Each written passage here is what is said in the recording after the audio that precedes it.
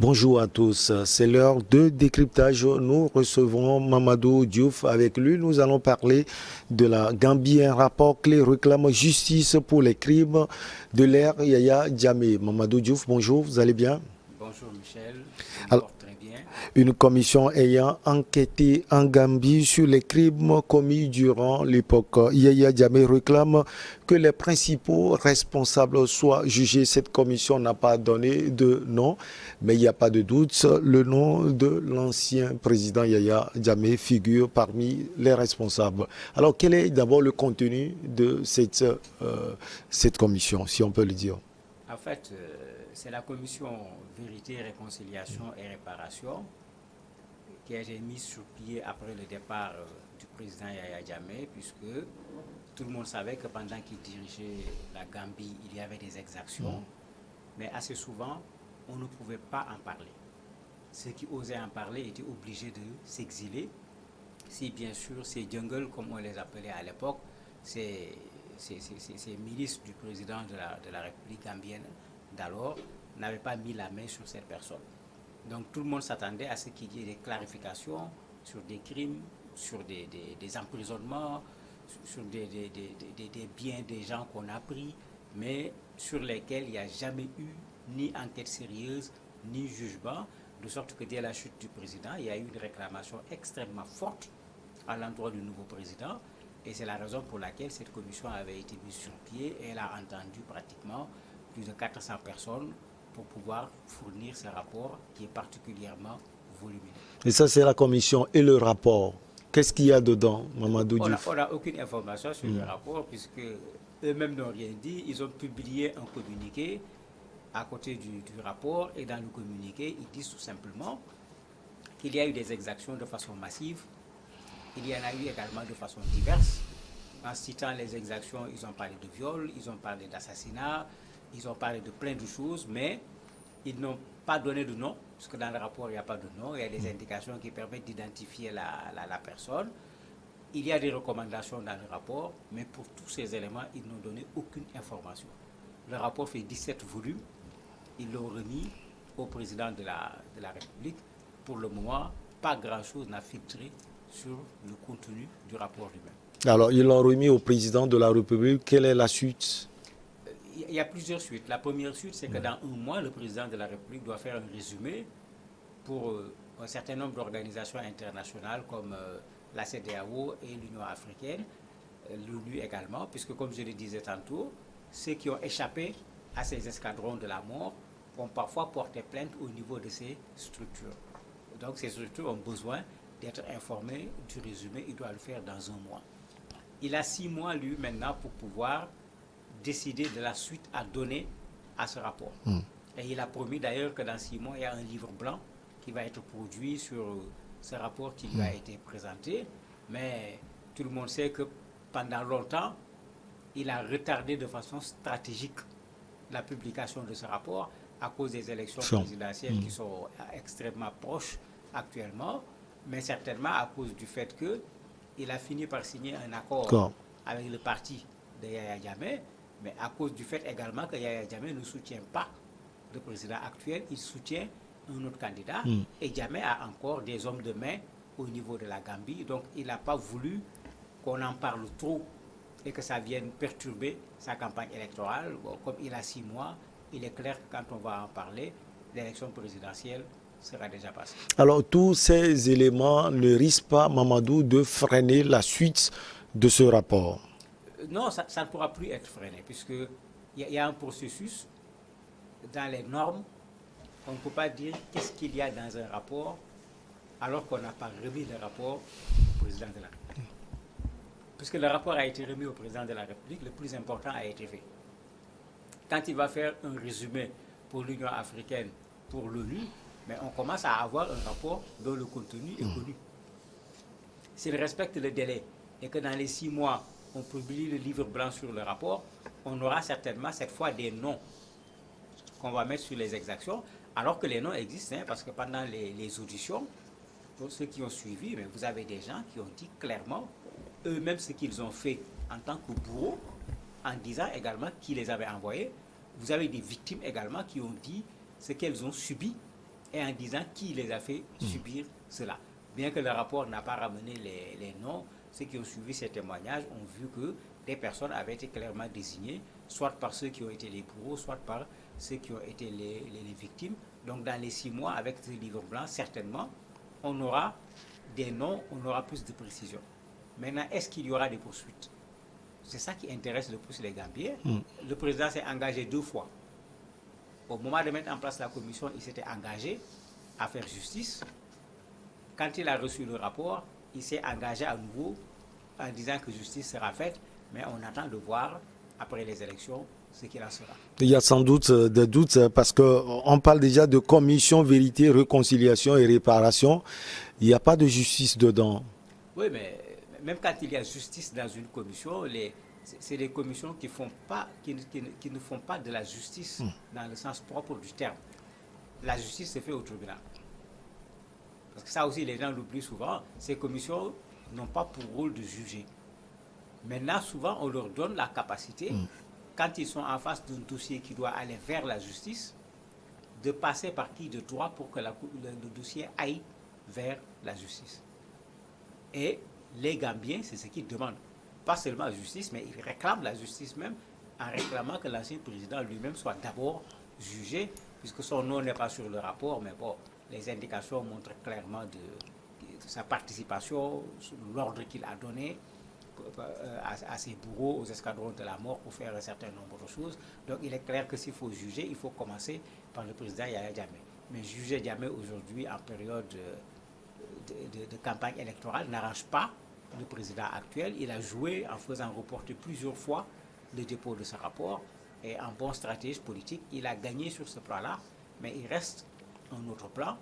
D'une façon ou d'une autre, on va connaître le contenu du rapport. Et quand le contenu sera connu, le président sera interpellé par rapport à ses engagements de faire justice. Vous l'aviez dit, ça va être difficile d'en parler en ce moment de l'élection présidentielle, mais également difficile parce que Yahya Jammeh est aujourd'hui en Guinée équatoriale. Oui, mais même s'il est en Guinée équatoriale, si on veut le juger, on peut le juger. Je crois qu'aujourd'hui, là, je suis... Comment cela peut se faire? C'est un faux problème. Ouais. C'est un vrai faux problème. Son protecteur va quitter le pouvoir, d'une façon ou d'une autre. Rappelez-vous du Libéria. Ouais. Le président s'était réfugié au Nigeria. Au ça Nigeria. l'a pas empêché finalement d'être jugé.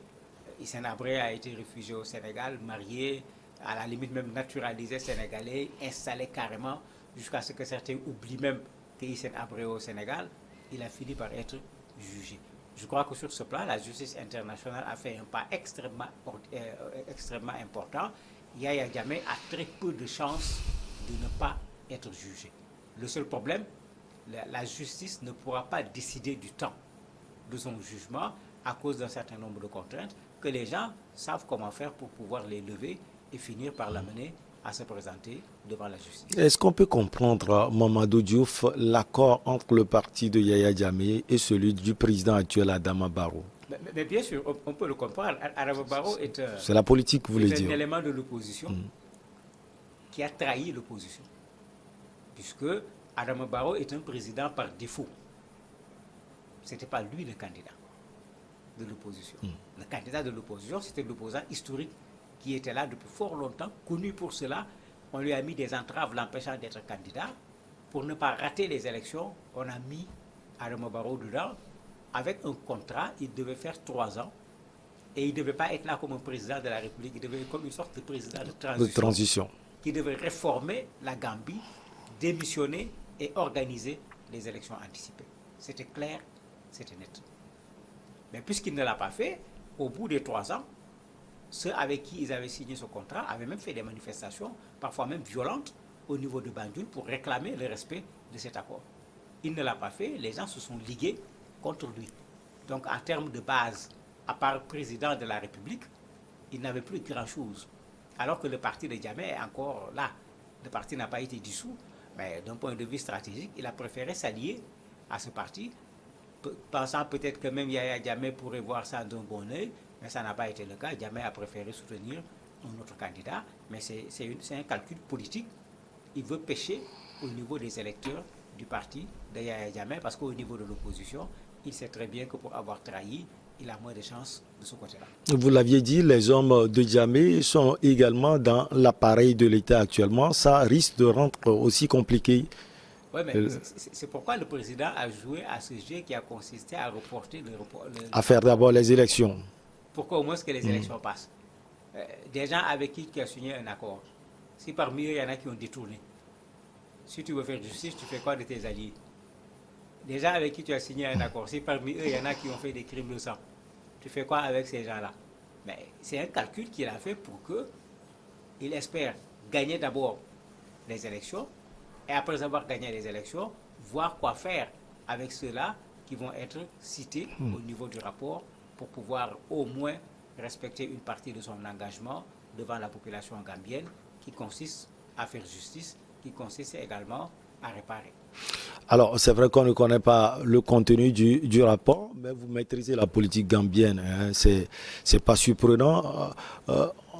Ensuite, qu'est-ce qui s'est passé véritablement en Gambie sous Yaya Jammeh, Mamadou Diouf? Des atrocités.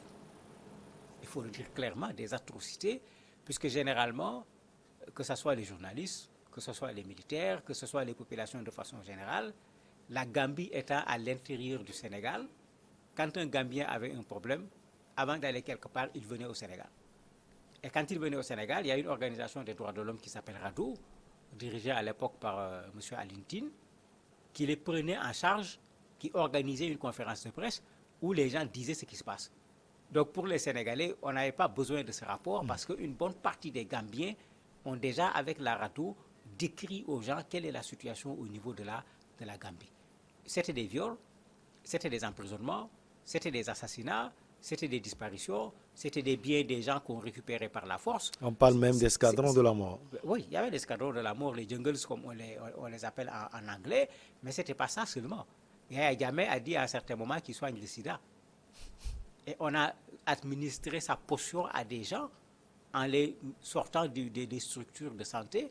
On estime qu'il y a eu à peu près 240 morts, sinon même plus, de personnes à qui on a privé d'un traitement adéquat par rapport au sida en leur donnant cette potion du président de la République. Ça veut dire que pour le président, des dossiers, ça ne manque véritablement pas. Alors pour les élections à venir, comment vous les voyez? Ben, très compliqué pour le moment parce que c'est vrai que Barrow est un ancien président et d'habitude un ancien président part quand même avec un certain avantage pour des élections pour un second mandat, mais lui, il ne part pas à cette élection avec la base qu'il avait portée pour le premier mandat. Il faut qu'on le rappelle, il ne part pas avec la base qu'il a portée pour le premier mandat. Aujourd'hui, il a devant lui des opposants sérieux. Qu'est-ce que les Gambiens vont faire comme choix? C'est la question qu'on se pose. Est-ce qu'on va donner à Barrow la chance en disant mais après Jammeh c'est lui qui est venu, et en faisant très peu de choses ça devient important pour les Gambiens parce que vous sortez de la galère, vous sortez de la torture, vous sortez de la dictature, vous avez un peu d'éclaircie, même quand le président n'a pas fait grand-chose, vous avez l'impression que les choses ont véritablement changé. Est-ce qu'il va bénéficier de cette chance ou bien est-ce que les Gambiens vont le prendre au mot en disant que mais nous n'avons pas un président qu'il mérite de l'être parce qu'il a donné son engagement, il a donné sa parole, il ne l'a pas respecté, sans compter que les problèmes des Gambiens ne sont pas encore totalement résolus. Alors, donc ces élections sont ouvertes, difficile de dire pour le moment qui va pouvoir les emporter. 4 ans après son départ, est-ce que l'ombre de Yaya Jammeh plane toujours sur la Gambie? Mais son ombre plane toujours sur la Gambie. Vous voyez Yaya Jammeh de loin qui choisit de soutenir un candidat officiellement. C'est très clair. Je disais tout à l'heure, il a ses hommes également au niveau du pays jusqu'à présent, sans compter son parti, bien qu'il n'a pas pris la même position que son parti par rapport à l'élection présidentielle. Yaya Jammeh a encore des gens sur qui il peut compter, puisque quand ils ont travaillé pour Yaya Jammeh, ils ont pieds et mains liés avec le président. Quand on va juger le président, c'est clair que c'est eux qui vont suivre. Quand on va les juger, c'est clair qu'eux également, ils vont dire c'est lui qui nous avait demandé de faire ceci ou de faire cela. Mais il y a un lien objectif entre eux qui fait que chacun a besoin de l'autre pour éventuellement se protéger, de sorte que jusqu'à présent, il a quand même une certaine capacité de nuisance au niveau de la Gambie. Et le président actuel l'a très bien compris en évitant de l'attaquer de front pendant tout son mandat, Au départ, on l'a vu gesticuler un peu, mais progressivement, il a fait comme si Yaya Jammeh était parti et puis c'est bon pour la Gambie. On ne l'a pas vu très actif pour que Yaya Jammeh soit jugé. Pour terminer, parmi les crimes, on parle de l'assassinat de Haïdara, le journaliste, et aujourd'hui c'est son fils qui porte le combat. Mais tout à fait, ce combat est porté par son fils, il est porté par la RADDHO dont je vous parlais. Ils ont fait énormément de choses avec les associations de journalistes au Sénégal quand M. Haïdara a été assassiné. Et bon, c'est un des assassinats les plus en vue, mais il y en a plein d'autres. Il y en a plein d'autres. Son fils a porté le combat pendant fort longtemps. Un certain nombre d'organisations internationales ont également porté ce combat. Et c'est pourquoi je disais que Yaya Jammeh n'a presque pas de chance de ne pas être jugé.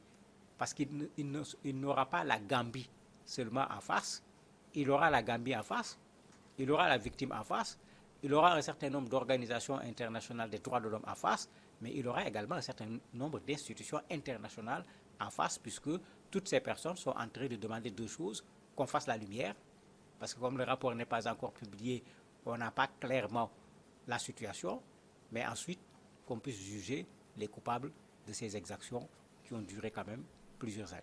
Merci beaucoup à vous, Mamadou Diouf. On marque une petite pause et on reçoit l'invité sport.